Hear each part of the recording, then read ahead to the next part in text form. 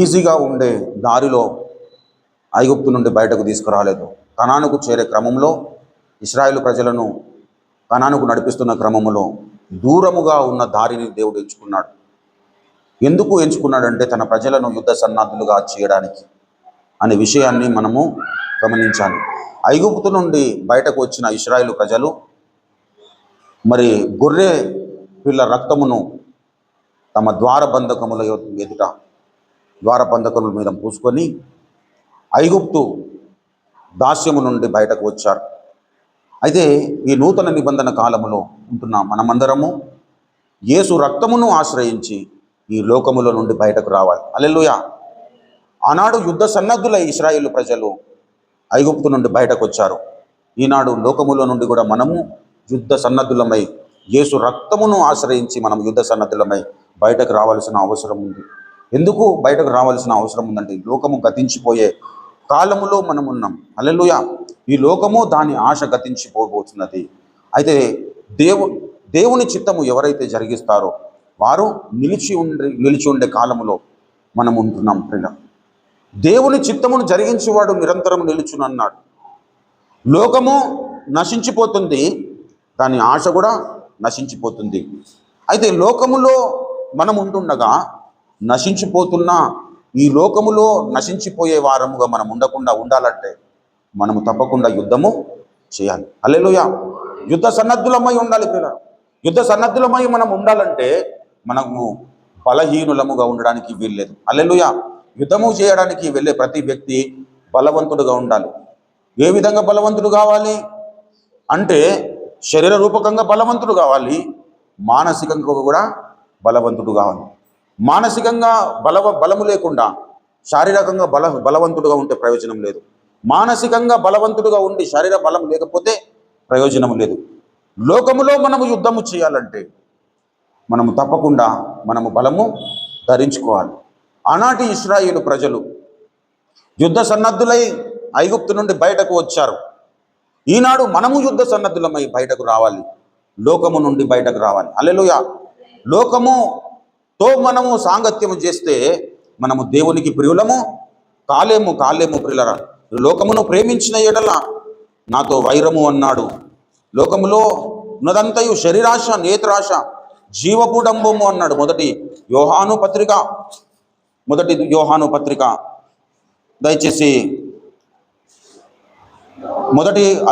రెండవ అధ్యాయము 15వ వచనము. ఈ లోకమునైనను లోకములో ఉన్న వాటినైనను ప్రేమింపకుడి.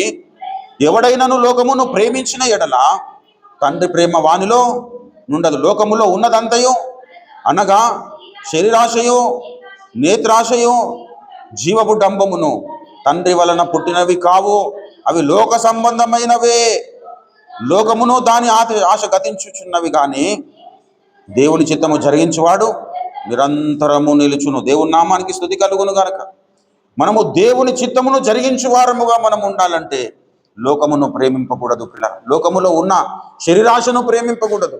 లోకములో ఉన్నటువంటి జీవపు డంబమును ప్రేమించకూడదు. లోకములో ఉన్నటువంటి నేత్రాశను మనము లోకములో ఉంటున్న జనులందరూ నేత్ర ఆశల మీద దృష్టి పెడతారు. లోకములో ఉంటున్న వారందరూ శరీర ఆశల మీద దృష్టి పెడతారు. లోకములో ఉంటున్న వారందరూ జీవపు డంబము మీద దృష్టి పెడతారు. లోకములో ఉంటున్న మనము వీటి మీద దృష్టిని కేంద్రీకరించకూడదు. పిల్లరా, ఎందుకు? మనము లోకము నుండి వేరైన వారం. హల్లెలూయా. రక్షణ పొందిన మనమందరము లోకమునకు వేరైన వారము. పిల్లరా, మీరు మూర్ఖులకు వక్ర జనమునకు వేరై రక్షణ పొందుడి అన్నాడు. మనము రక్షణ పొందినామంటే మనము వేరైన వారం. పిల్లరా, ఈ వేరైన వారము మనము యుద్ధ సన్నద్ధులముగా నిలబడాలి అంటే మన జీవితంలో శరీరాశకు తావు లేకుండా మనం బ్రతకాలి, నేత్రాశకు తావు లేకుండా మనం బ్రతకాలి, జీవపు డంబమునకు తావు లేకుండా మనము బ్రతకాలి. ఇవి తండ్రి వలన కలిగినవి కావు అన్నాడు. అంటే తండ్రి వలన కలిగినవేవి వాటి మీద మనము దృష్టి నిలపాలి. హల్లెలూయా. వాటి మీద మనము దృష్టి నిలపాలి. తండ్రి వలన ఏవి కలిగినవో ప్రభునందు ప్రియులారా, పరలోకపు తండ్రి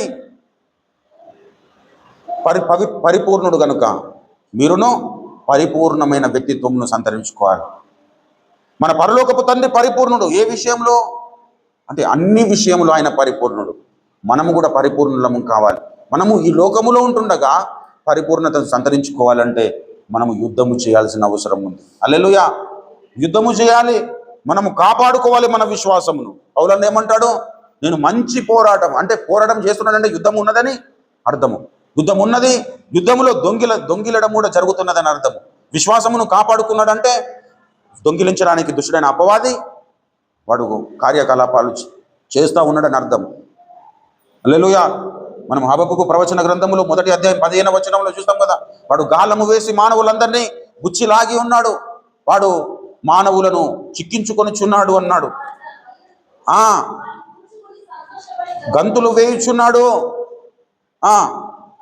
కావున వలన వానికి ధూపము బలులు అర్పించుచున్నాడు, తన ఉరులకు ధూపము వేయుచున్నాడు. దుష్టుడైన అపవాది ఏం చేస్తూ ఉన్నాడు? వాడు వలలు వేస్తూ ఉన్నాడు, గాలము వేస్తూ ఉన్నాడు. గాలము వేసి గుచ్చి లాగుతున్నాడట. ఎందుకో? చంపడానికి పిల్లరా. అందుకే రీసెంట్గా అయ్యగారు నన్ను వెంబడించండి, నేను మనుషులను పట్టు జాలరులనుగా చేస్తానని ఒక ప్రసంగం చేశాను. ఎందుకో? దుష్టుడైన అపవాది కూడా మనుషులను పట్టడానికి వాడు రాత్రింబవళ్ళు వెతుకుతూ తిరుగుతున్నాడట. 1 పేతురు పత్రిక 5:8 మీ విరోధి అయిన అపవాది గర్జించు సింహము వలె ఎవరిని మెరుగుతున్నా అని వాడు వెతుకుచూ తిరుగుతున్నాడు. వాడు వెతుకుతున్నాడు ఎందుకొరకు? వాడు పుష్టినిచ్చే ఆహారంను సంపాదించుకోవడానికి, తన వలల వలన తనకు లాభమును చేకూర్చుకోవడానికి వాడు ఉరులొడుచున్నాడు. కాబట్టి వాని చేతిలో పడకుండా మనుషులను పట్టే జాలరులనుగా సీమోను పేతురును తయారు చేస్తున్నాడు. చేపలు పట్టే వ్యక్తిని మనుషులు పట్టే జాలరిగా, చేపలు పట్టే జాలరిని మనుషులు పట్టే జాలరిగా చేయడానికి గల కారణం ఏంటంటే, నువ్వు చేపలు పడితే దాన్ని తిని మనుషులు ఆనందిస్తారు, కానీ మనుషులు పట్టబడి ఒకవేళ వాని గాలంలో చిక్కుకొని ఉంటే దేవుడు దుఃఖపడతాడు. హల్లెలూయా.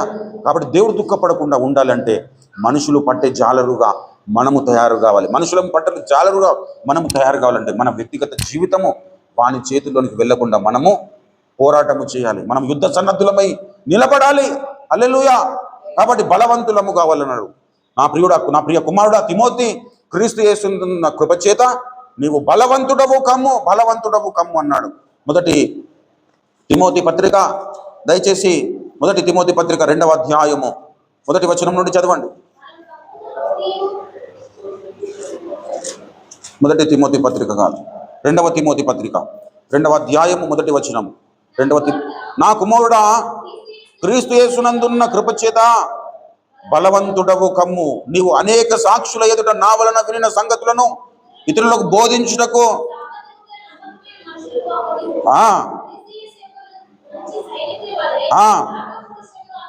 క్రీస్తు యేసు యొక్క మంచి సైనికుని వలె. హల్లెలూయా. మనం యుద్ధ సన్నద్ధులము కావాలంటే సైన్యములో ఉండాలి, సైనికులముగా మారాలి. క్రీస్తు యేసు యొక్క మంచి సైనికులము కావాలి. ఎట్లా పడితే అట్లా మంచి సైనికులం కాదు, క్రీస్తు యేసు యొక్క మంచి సైనికులం, దేవుని మంచి సైనికులం కావాలి. అంటే దేవుని యొక్క మంచి సైనికులము కావాలంటున్నాడంటే దుష్టుని యొక్క మంచి సైనికులముగా కూడా మారే పరిస్థితి ఉన్నదని మనం గ్రహించాలి. దుష్టుని యొక్క వ్యూహం ఏంటో మనకు అర్థం కావాలి ప్రియులారా. ఏదో సార్ యుద్ధం చేస్తున్నాం కాబట్టి యుద్ధం చేసినట్టు కాదు. క్రీస్తు యేసు యొక్క మంచి సైనికుని వలె యుద్ధము చేయాలంటే నువ్వు శ్రమను అనుభవించాలి. హల్లెలూయా. శ్రమను అనుభవించాలి. లోకము నీకు అంటకుండా ఉండాలంటే, లోకము మీద, శరీరము మీద, నీ నేత్రాశ మీద, జీవపు డంబము మీద నీకు జయము రావాలంటే నువ్వు శ్రమ పడాల్సిన అవసరం ఉంటుంది. నీ శరీరము కోరుకుంటుంది. శరీరం ఏం కోరుకుంటుంది? నా ప్రాణమా తినుము త్రాగుము సుఖించమని శరీరం కోరుకుంటుంది.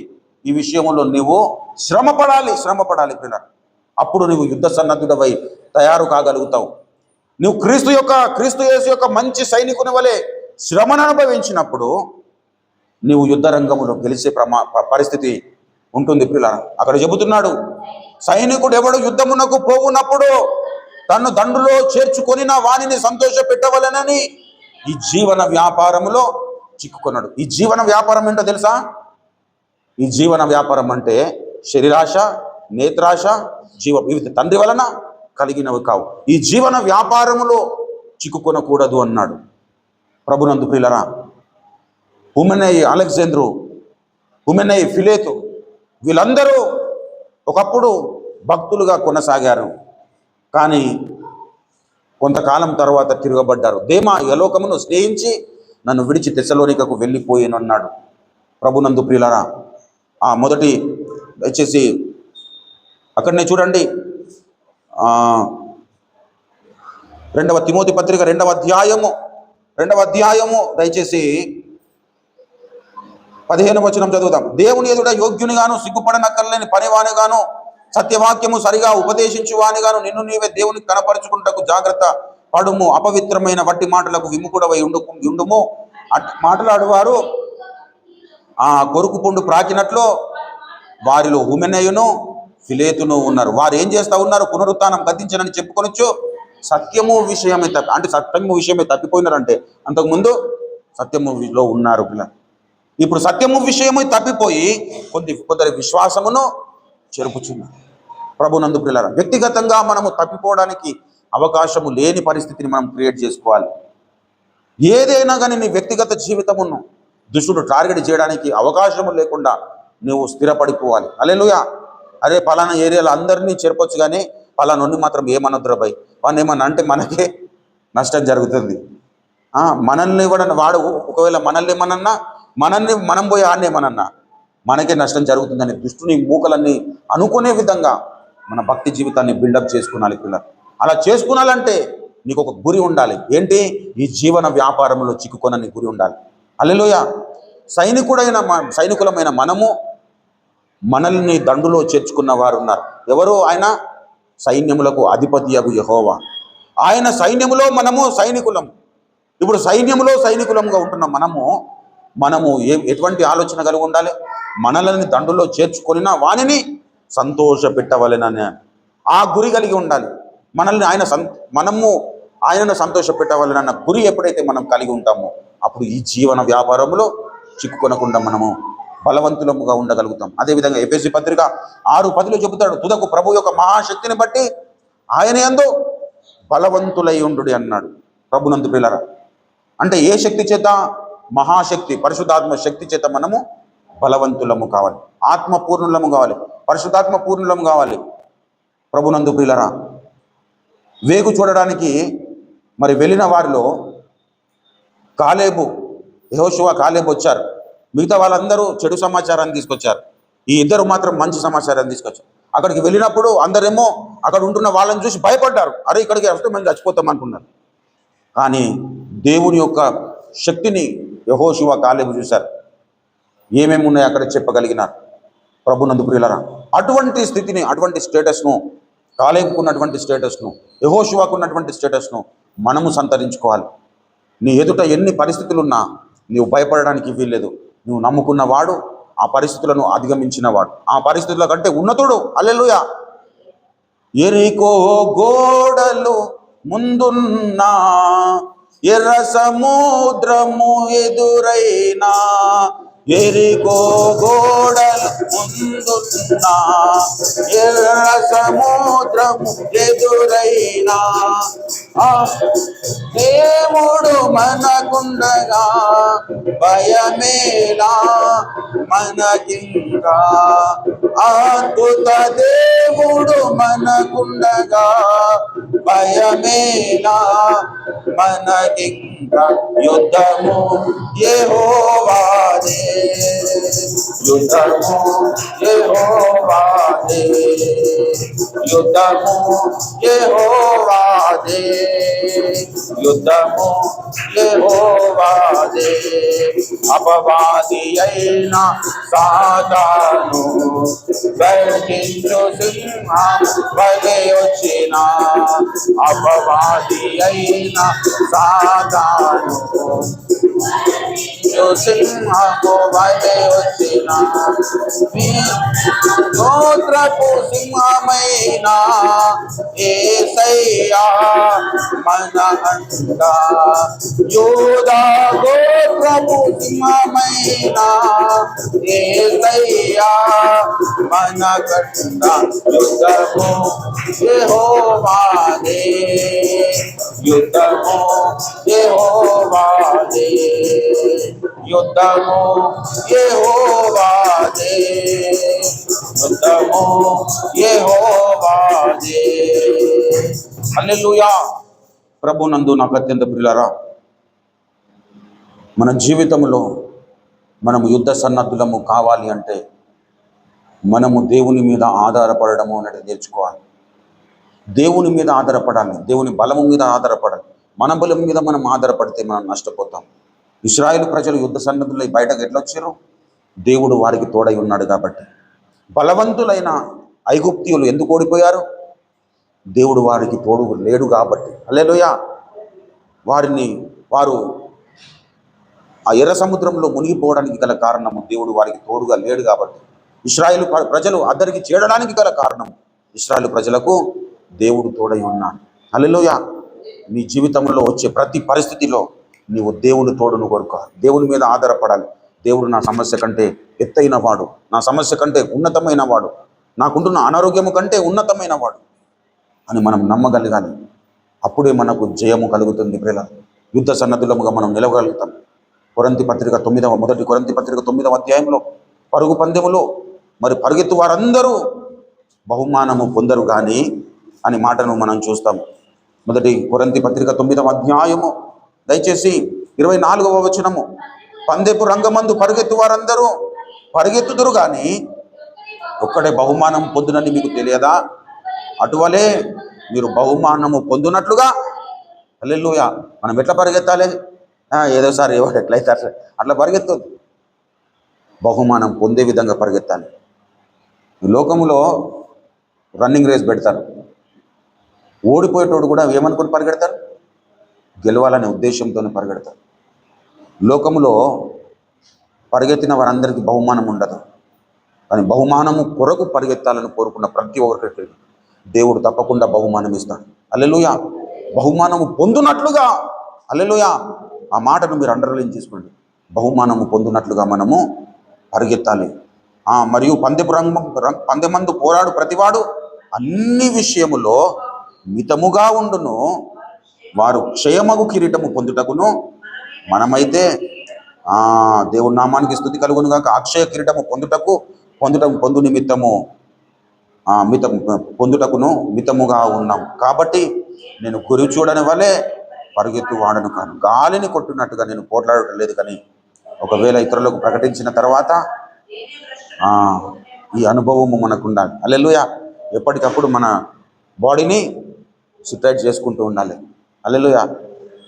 నా ప్రాణము నువ్వు వేళ కృంగి ఉన్నావని ప్రతిసారి మనం దాన్ని ఎంకరేజ్ చేయడం కాదు, కొన్నిసార్లు కృంగిపోయేటట్టు కూడా చేసుకోవాలి. హల్లెలూయా.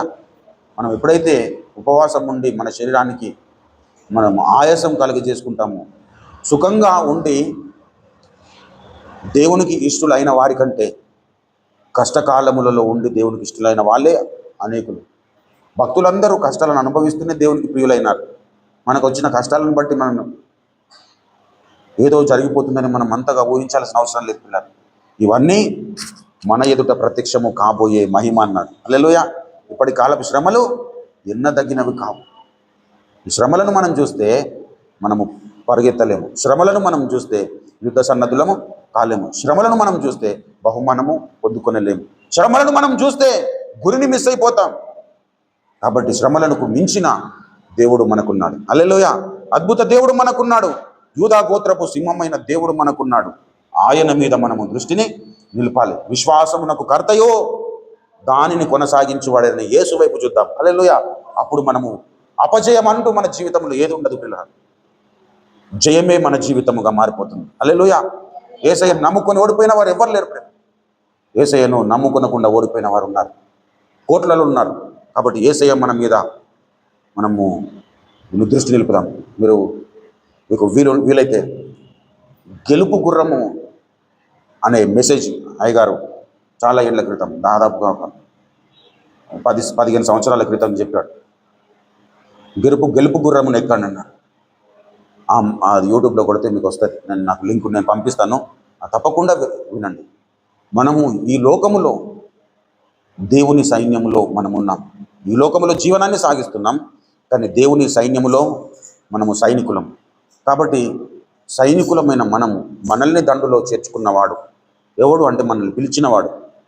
నా దండులోనికి రండి అని పిలిచాడు. ఆశ్చర్యకరమైన వెలుగు ఆయన దండు, హల్లెలూయా, ఆయన స్థలం. ఆయన అక్కడ మనము నిల్చున్నాం. కాబట్టి ఆ దండులోనికి మనల్ని ఎవరైతే పిలిచారో ఆ దేవుని సంతోష పెట్టవలన గురి మాత్రం మనకు ఉండాలి. హల్లెలూయా. పౌలన్న తన విశ్వాసాన్ని కాపాడుకున్నాడు. మన విశ్వాసాన్ని కాపాడుకోవడానికి మనము యుద్ధము చేయాలి. హల్లెలూయా. యథార్థవాది లోక విరోధి అంటారు. యథార్థంగా బ్రతకడం ఒక యుద్ధమే, నీతిగా బ్రతకడం ఒక యుద్ధమే, పరిశుద్ధంగా బ్రతకడం యుద్ధమే, మంచి మాటలు మాత్రమే మాట్లాడడం ఒక యుద్ధమే. కానీ ఈ యుద్ధంలో తప్పకుండా నీవు విజయం పొందుతావు. హల్లెలూయా. కొన్ని అవమానాలు ఎదుర్కొంటాం, తాత్కాలికమైన అవమానాలను మనం ఎదుర్కొంటాం, కానీ నిత్య అవమానానికి మనం దూరం అవుతాం. హల్లెలూయా. కాబట్టి మనము యుద్ధ సన్నద్ధులమై, ఆనాడు ఇశ్రాయేలు ప్రజలు ఐగుప్తు నుండి యుద్ధ సన్నద్ధులై బయటకు వచ్చారు. మనం కూడా యుద్ధ సన్నద్ధులమై ఈ లోకము నుండి బయటకు రావాలి నిత్యము. అలా బ్రతకడానికి మనము సర్వదా సన్నద్ధులమై మనం ముందుకు సాగుదాం. దేవుడు అటువంటి కృప, సహాయము, కాపుదల మనందరికీ అనుగ్రహించి నడిపించి మహిమనందును గాక. రండి ప్రియులారా, మనం ప్రార్థన చేసుకుందాం.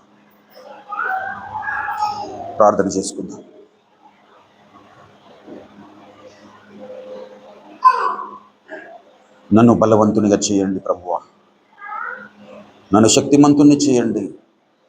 నాలో ఉంటున్న బలహీనతలను కొట్టివేయండి.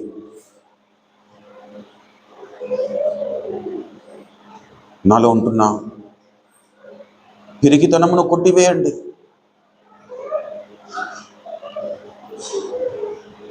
శరీరాశను, నేత్రాశను, జీవపు డంబమును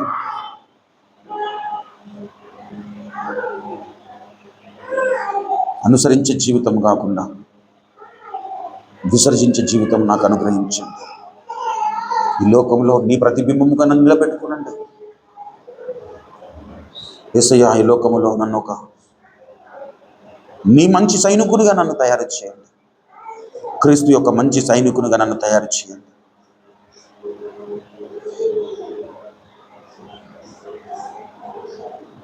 హల్లెలూయా, హల్లెలూయా, హల్లెలూయా, హల్లెలూయా, హల్లెలూయా. యేసయ్యా, నీకు వందనాలు, వందనాలు, వందనాలు, వందనాలు. అద్భుతకరుడా, నీకు వందనాలు. శ్రేష్ఠుడా, నీకు వందనాలు. స్తోత్రములు, స్తోత్రములు ప్రభువా.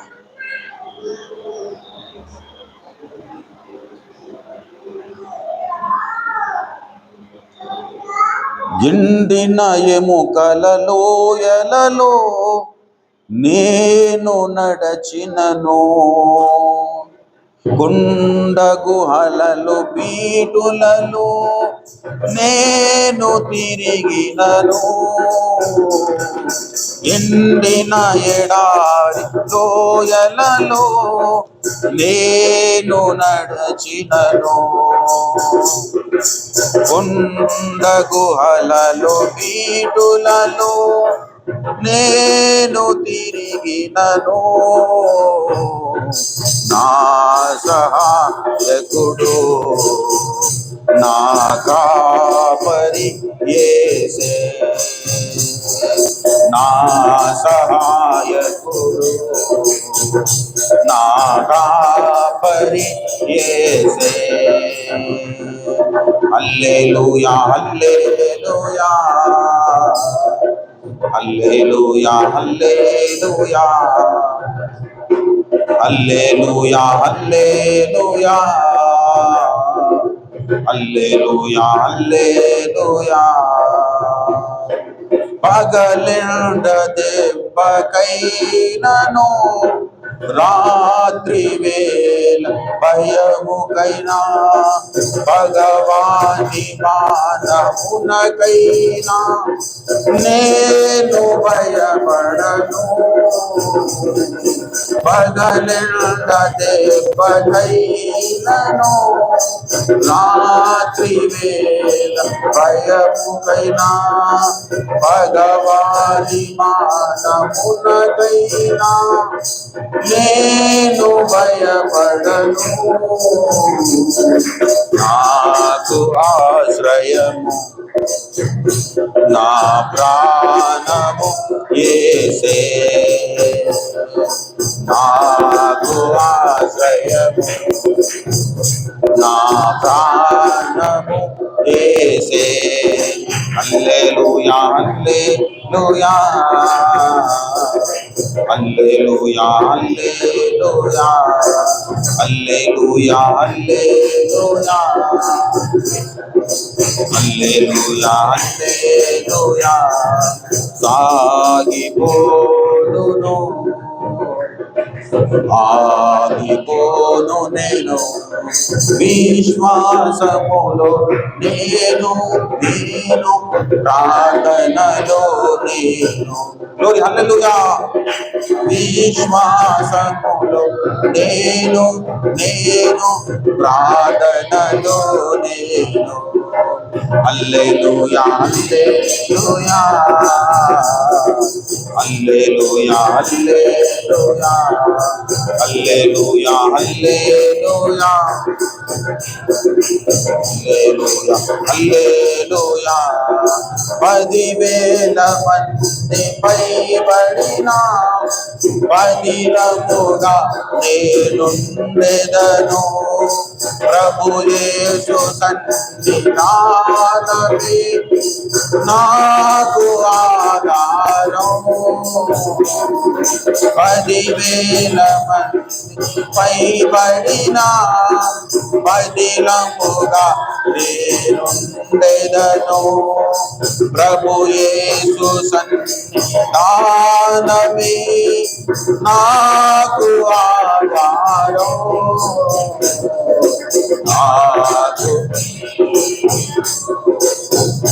నా కోటయు యేసే.